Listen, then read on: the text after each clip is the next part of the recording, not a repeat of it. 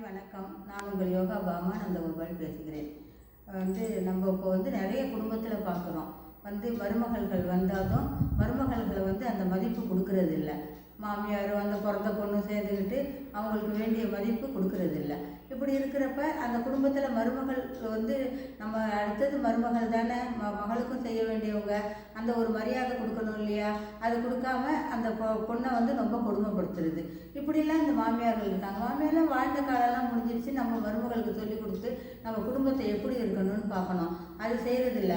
சண்டையை போட்டு அந்த பிறந்த பொண்ணும் அம்மா இருக்கிற வரைக்கும் தான் வர முடியுது. அதுக்கப்புறம் அந்த உறவே அத்து போன மாதிரி போயிடுது. இருக்கிறப்பயே நம்ம உறவுகளை பலப்படுத்தணும்னா மருமகள் மகள் ரெண்டு பேரையுமே மாமியார் ஒற்றுமையாக நடத்தி அந்த குடும்பத்தை கொஞ்ச நாள் கஷ்டப்பட்டு கொண்டுட்டு வந்தாங்கன்னா அப்புறம் அவங்களே வந்துடுவாங்க. இதுதாங்க குடும்ப ஒற்றுமைக்கு நம்ம குடும்பம் நல்லா இருக்கணும்னா இதை பயன்படுத்தி பாருங்கள். நிறைய கொடுமைப்படுத்தாதீங்க. எதுவுமே அந்த மருமகளை வேற்று மனுஷியாக நினைக்காதங்க.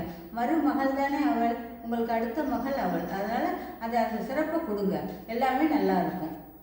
என்னுடைய சேனல் சப்ஸ்கிரைப் பண்ணுங்கள், லைக் அண்ட் ஷேர். ஓகே.